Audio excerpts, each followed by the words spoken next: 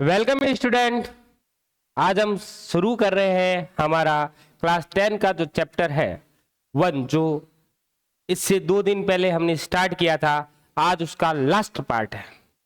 आज हम देखेंगे इसके अंदर आगे वाली टाइप्स ऑफ जो केमिकल इक्वेशन, केमिकल रिएक्शन है वो। तो स्टार्ट करते हैं डबल डिस्प्लेसमेंट रिएक्शन से। इससे पहले हमने पढ़ी थी, इससे पहले वाले वीडियो में डिस्प्लेसमेंट रिएक्शन, जिसके अंदर हमने देखा था किस तरीके से एक हाईली रिएक्टिव जो एलिमेंट या सब्सटेंस है वो दूसरे जो उससे कम रिएक्टिव है उसको डिस्प्लेस कर देता है। अब यहां देखेंगे ये दोनों दो सब्सटेंस है आपस में म्यूचुअली एक दूसरे को रिप्लेस कर देते हैं। तो देखते हैं किस तरीके से ये होता है। तो देखिए, a reaction in which new compounds are formed by mutual exchange of ions between two compounds। दो जड़ों के बीच में म्यूचुअल साझा हो जाता है। बोला आप इसको छोड़ रहे हो तो आप इधर, जो मैं जिसके साथ हूं उसके पास आ जाओ, और मैं जिसके साथ हूं उसको छोड़कर आपने जिसको छोड़ा है मैं उसके पास चला जाता हूं। बात समझ नहीं आई, पेचीदा हो गई। चलिए एक एग्जांपल से समझते हैं। ये है ए का दोस्त है बी, ए और बी दोनों साथ रहते हैं, और सी का दोस्त है डी, सी और डी दोनों साथ रहते हैं। अब क्या हुआ, दोनों की अंडरस्टैंडिंग हुई। ए बोला कि भाई बी मुझे तेरे साथ नहीं रहना, और ए गया कि भाई मुझे डी को बोला मुझे तेरे साथ रहना है। अब जैसे ही सी को पता चला कि ये डी है वो ए से दोस्ती करना चाह रहा है, तो भाई सी को गुस्सा आ गया। सी भी बोला अगर तू ए से दोस्ती करेगा तो मैं भी बी से वापस दोस्ती करने चला जाऊंगा। तो इस तरीके से ए आ गया डी के पास और बी के पास चला गया सी। तो ये बन गया बी सी और ये बन गया ए डी। तो ये जो रिएक्शन हुई वो रिएक्शन हुई डबल डिस्प्लेसमेंट रिएक्शन। समझ आ रहा है? मजा आएगा आपको जब आप थोड़ा ध्यान देके इसको समझोगे। और ऑब्जर्वेशन तो आपको पता है, बड़ा नहीं पड़ेगा। साइंस के स्टूडेंट हो, साइंस के स्टूडेंट में ऑब्जर्वेशन नहीं होगा तो हम किससे ही अपेक्षा कर सकते हैं। ओके, तो आगे बढ़ते हैं, एग्जाम्पल लेते हैं इसका। एग्जाम्पल देखिए, Na2SO4 सोडियम सल्फेट। और जब सोडियम सल्फेट बेरियम क्लोराइड के साथ रिएक्शंस करता है, किसके साथ? इस बेरियम क्लोराइड के साथ। ये कैसा सॉल्यूशन है? Aqueous solution. एक्वस का मतलब क्या हुआ? ऐसा सॉल्यूशन जिसके साथ वाटर की क्वांटिटी ऐड हो रखी है, उसको कहते हैं एक्वा सॉल्यूशंस। एक्वा एक ग्रीक वर्ड है जिसका मीनिंग होता है वाटर। ओके, क्योंकि भाई हमसे पहले जानते तो हम ही थे सारी साइंस विज्ञान सबसे पहले, लेकिन कुछ सालों तक हम गुलाम रहे, जिसके कारण हमारे जितने भी तथ्य हैं वो काफी सारे मिटा दिए गए। और ग्रीक और एथेंस जो इंग्लिश थे उन्होंने अपना वर्चस्व जमा लिया, बोले कि जो खोज की हमने ही की। ओके, तो जब सोडियम सल्फेट है बेरियम क्लोराइड के साथ रिएक्शंस करता है, तो ये जो सोडियम है इस सल्फेट को छोड़कर क्लोराइड इस क्लोरीन के पास चला जाता है। तो भाई ये जो बेरियम भी बुरा मान जाता है। बेरियम बोला क्लोरीन तू सोडियम से दोस्ती कर रहा है तो मैं भी यहाँ सल्फेट से दोस्ती कर लूंगा। तो ये ऐसे ऐसे घूमते घूमते घूमते मस्त इधर आ जाता है। तो ये बेचारा सीधा भागकर इधर चला जाता है। ठीक है, बोला इसको गुस्सा आ गया कि भाई तू ऐसे कैसे आ गया, तू अपनी वाली को छोड़ के मेरे पास आ गया। ठीक, तो ये बन गया बेरियम सल्फेट और ये बन गया सोडियम क्लोराइड। और ये एग्जांपल है आपके डबल डिस्प्लेसमेंट रिएक्शन का। आई होप आपको 100% समझ आ गया होगा ये क्या है। ठीक है, आगे बढ़ते हैं, एक और एग्जांपल लेते हैं। ये है पोटेशियम आयोडाइड है। आई से आयोडीन को रिप्रेजेंट किया जाता है। ये है PbNO3 लेड नाइट्रेट। ओके, जब पोटेशियम आयोडाइड लेड नाइट्रेट से रिएक्शंस करता है तब क्या होता है? ये जो पोटेशियम है बोला मैं तेरे साथ नहीं रहूंगा, और पोटेशियम भाई इस आयोडीन को छोड़कर कहां चला जाता है? ये नाइट्रेट के पास चला जाता है और बना जाता है 2KNO3। ठीक है, इसी तरीके से ये जो है लेड वो लेड इसके पास चला जाता है आयोडीन के पास और बना जाता है lead iodide. Next KBr, potassium bromide है, वो रिएक्ट करता है बेरियम आयोडाइड के साथ। तो इसमें भी सेम टू सेम ही चीज होती है जो आगे इससे पहले वाली रिएक्शन में हुआ। इनमें भी ये जो दोनों एलिमेंट है, दोनों कंपाउंड के दो सब्सटेंस है, वो आपस में म्यूचुअली एक दूसरे की जगह रिप्लेस हो जाते हैं, डिस्प्लेस हो जाते हैं, जिसको हम कहते हैं double displacement reaction.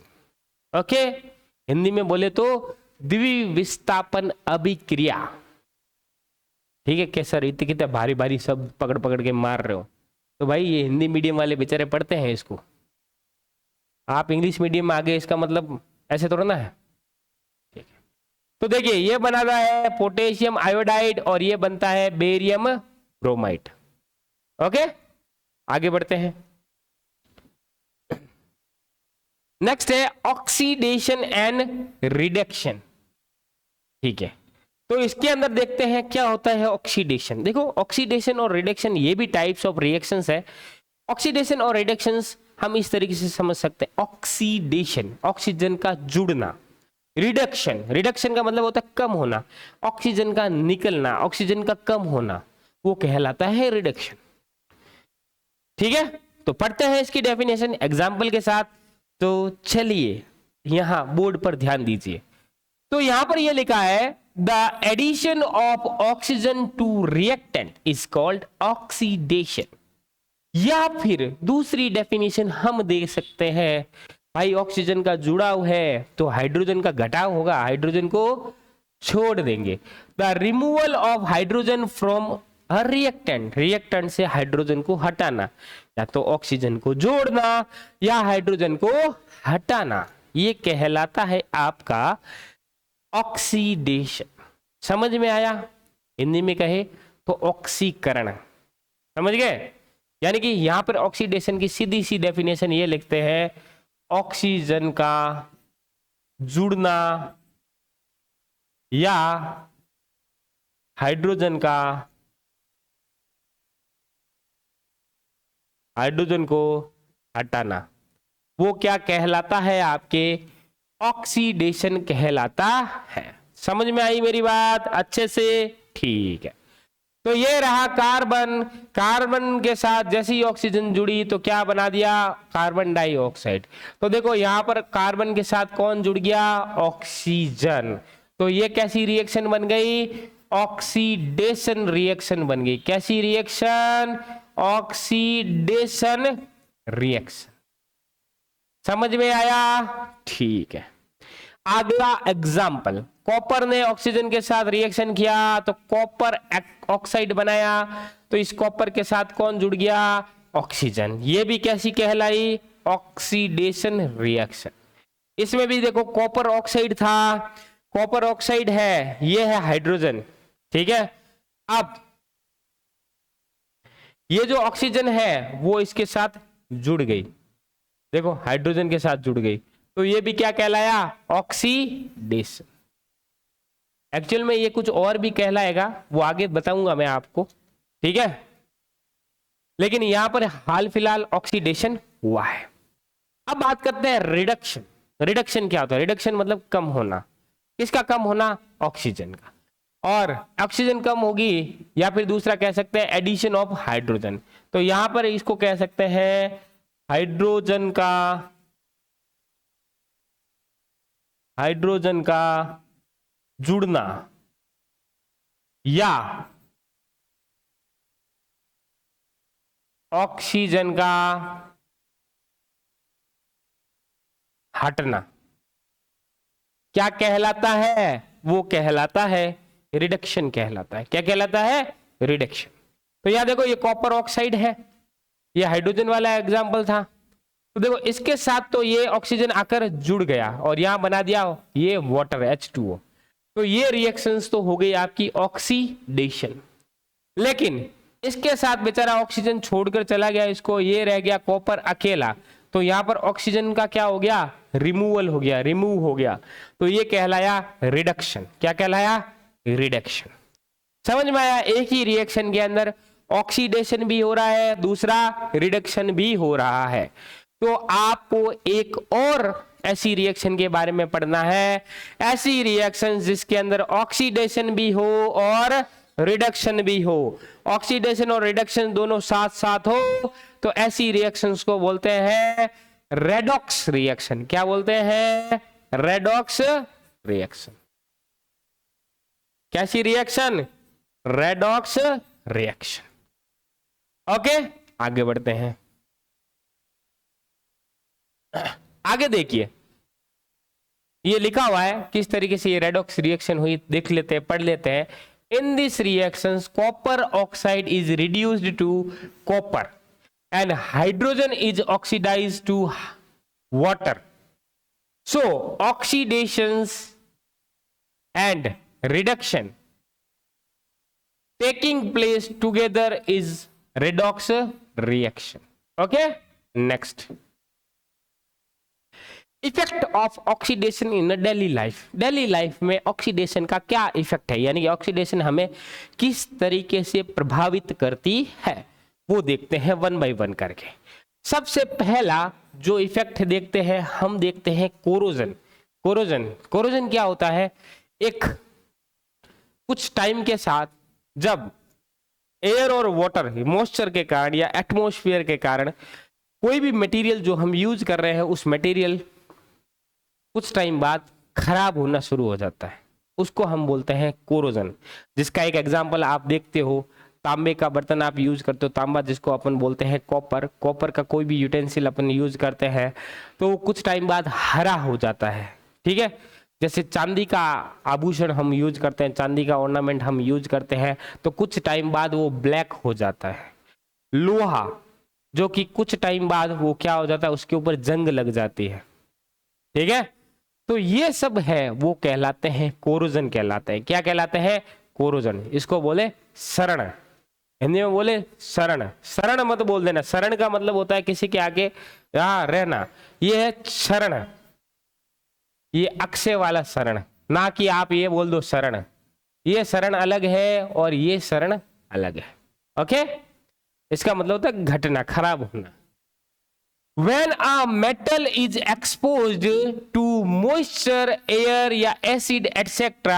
for some time, कुछ टाइम के कारण, तो a layer of hydrated oxide is formed, एक hydrated oxide की एक लेयर बनती है which weakens the metal, जो कि उस मेटल को वीक कर देती है, उसको कमजोर बना देती है।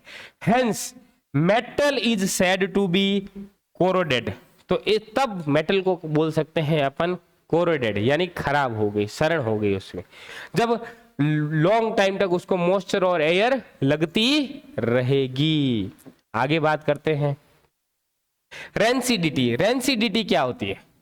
देखो, रेंसिडिटी क्या होती है? रेंसिडिटी आपके रिलेट करती है अपन जो भी खाने वाले जो आइटम है, हाईली फैटी एसिड्स जो आइटम्स है, वो कुछ टाइम बाद खराब हो जाते हैं। जैसे आप एग्जाम्पल के तौर पे देख सकते हो कि घर पे आपने रोटियां देखी होगी, रोटियां अगर 2-3 दिन तक कंटिन्यू आपके टिफिन जो है उसके अंदर पड़ी रहेगी तो कुछ टाइम बाद वाइट कलर की उसके ऊपर परपट्टी आ जाएगी, वाइट कलर की एक पट्टी आ जाएगी जिसको एल्गी बोलते हैं। ठीक है, और बदबू भी मारनी शुरू हो जाती है। ऐसे कैसे ब्रेड के साथ भी होता है, सेम टू सेम प्रोसेस से।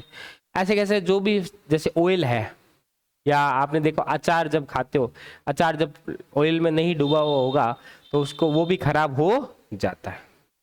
तो देखते हैं, the oxidation of fats and oils when exposed to air is known as rancidity. क्या कहलाता है? रेंसिडिटी।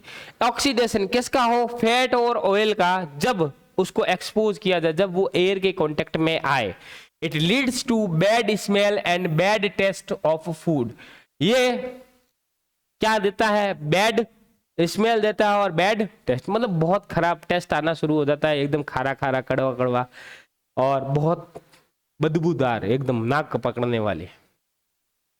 इसके प्रिवेंट अपन बच के सकते हैं इससे बाय एडिंग एंटीऑक्सीडेंट्स। एंटीऑक्सीडेंट मतलब उसको ऑक्सीडेशन होने से बचाया जा सकता है, ऐसी चीज़ें जोड़कर। Keeping food in air tight container, air tight container में रखने का क्या फ़ायदा होगा, उसको एयर नहीं लगेगी, एयर के कांटेक्ट में नहीं आएगा तो वो खराब नहीं होगा।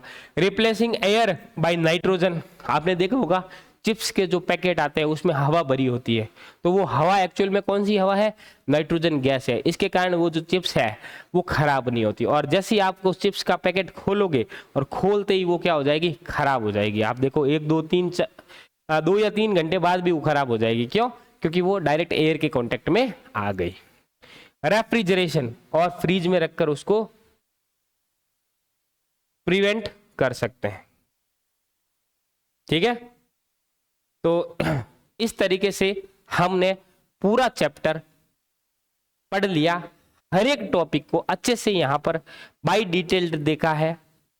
आप इस पूरे जो लेक्चर सीरीज है इस चैप्टर के वो देखना, 3 पार्ट के अंदर है, और साथ ही साथ आपको इस पूरे वीडियो लेक्चर का जो पूरा चैप्टर 1 है क्लास 10 साइंस का, केमिस्ट्री का, इसका एक 1 शॉट भी आपको चैनल पर मिल जाएगा बहुत जल्द। आप अच्छे से इसको देखना, इस वीडियो पे कमेंट करके बताना कि सर कौन सा टॉपिक आपको ज़्यादा अच्छे से समझ आया, कौन सा आपको नहीं आया। साथ ही साथ इस वीडियो को लाइक करना है, चैनल को सब्सक्राइब करना है। जितना आप लाइक और सब्सक्राइब करोगे, जितना शेयर करोगे, उतना ही हमें अंदर से मोटिवेशन आएगा आपके लिए, हम और अच्छे से अच्छा कंटेंट प्रोवाइड कर सके। Thank you class, have a good day.